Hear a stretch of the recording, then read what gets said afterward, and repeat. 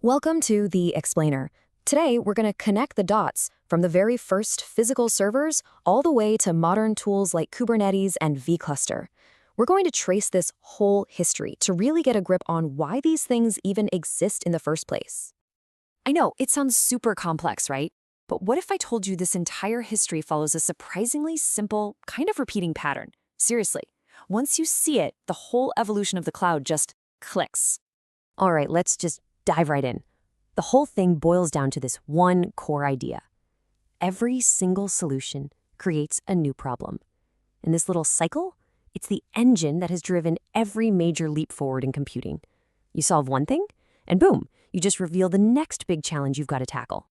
Okay, so our story kicks off way back in the early days. Picture this: powerful but totally isolated physical computers. You write your code, it runs on that one specific hunk of metal. Simple, right? Well, yeah, but that simplicity came with some very real and very physical limitations. I mean, relying on just one machine was a massive bottleneck. If that server went down, your entire application just stopped dead. And what if you needed more power?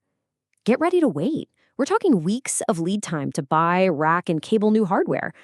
And the worst part? Most of the time, that super expensive hardware was just sitting there doing absolutely nothing. So the first solution was kind of obvious. Let's connect them. Networking was this huge leap forward. It gave us the client-server model we still use today. Now, you could have one machine dedicated to your database and another for your web server. All of a sudden, you had redundancy, and you could scale just by adding more machines to the network. Problem solved, right? Well, not quite. This solved one problem, but it created a whole new one. You'd have your database server over here just sweating, running at 80% CPU, while the web server right next to it is basically yawning, chilling at 15%.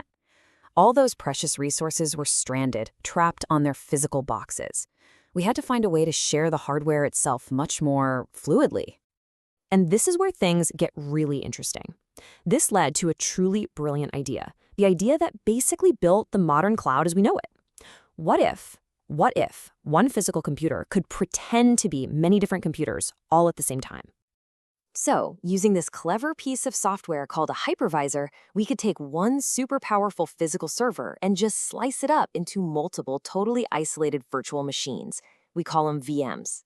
And each VM gets its own full operating system. It thinks and acts just like a real physical computer. And this was an absolute game changer.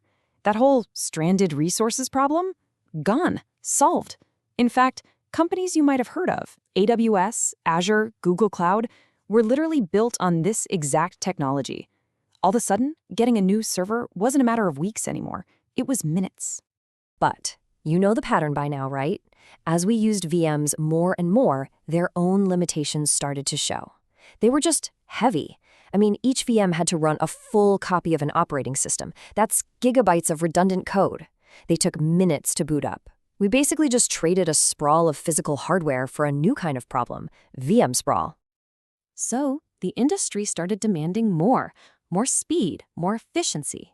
We needed something lighter, something faster, and that pressure is what led to the next crucial layer of abstraction in our story. The key insight, which Docker really popularized back in 2013, was just genius in how simple it was. The thinking went like this. Instead of virtualizing the entire hardware stack, why don't we just package up the application itself and its dependencies and have them all share the same underlying operating system kernel? And the scale of this improvement is it's staggering. We are not talking about a small jump here. We are talking orders of magnitude. Start times went from minutes down to milliseconds. The size of these things shrank from gigabytes to megabytes. This completely changed the game for building and deploying software. But of course, this incredible speed and density created a brand new, massive problem: pure chaos.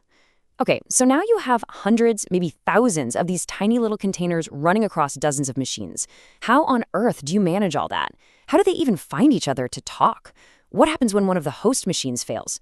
Trying to handle all of this manually, it was absolutely impossible. So to solve this huge orchestration problem, Google did something pretty cool. They took an internal system they'd been using for over a decade, a thing called Borg, and they released it as an open source project in 2014. They called it Kubernetes, and yeah, It was about to change everything, all over again. What Kubernetes does is it basically treats your entire fleet of machines, doesn't matter if they're physical or virtual, as one giant single computer. It takes on all the messy, complex work of figuring out where to run containers, how to network them, and crucially, how to automatically recover when things break. The really important thing to get about Kubernetes is that it's declarative. What does that mean? It means you don't tell it how to do something, you just tell it the end state you want. You just say, hey, Kubernetes, I want 3 copies of my web server running, and Kubernetes just makes it happen. It works tirelessly in the background to make sure that's always the reality, no matter what. But you guessed it, Kubernetes had its own Achilles heel. It was never really designed for tons of different teams to share one big cluster. And when you give dozens of teams self-service access, well, they start stepping on each other's toes. One team's tools will conflict with another's. A critical cluster-wide security upgrade can get blocked by just one team's broken app. The blast radius when someone makes a mistake? It's huge. It can take everyone down. And let's talk about money, because the financial stakes here are just massive. So get this. A 2024 study reported that for 98% of organizations, a single hour of downtime cost them over $100,000. Now, imagine a shared cluster issue that takes down multiple teams at once. You can see how those costs just multiply, and they do it fast. So this brings us pretty much right up to today, and to the next logical step in this pattern of abstraction we've been following. We needed better isolation, for sure, but we couldn't go back to spinning up dozens of separate, expensive, complex physical clusters for every team. So think of it this way, and this is the key takeaway. vCluster is to Kubernetes what containers were to virtual machines. It's the same leap. It gives each team a lightweight, virtual Kubernetes cluster that's all their own, but they're all running inside a single, shared host cluster. So every team gets its own isolated control plane, and that finally solves the multi-tenancy problem.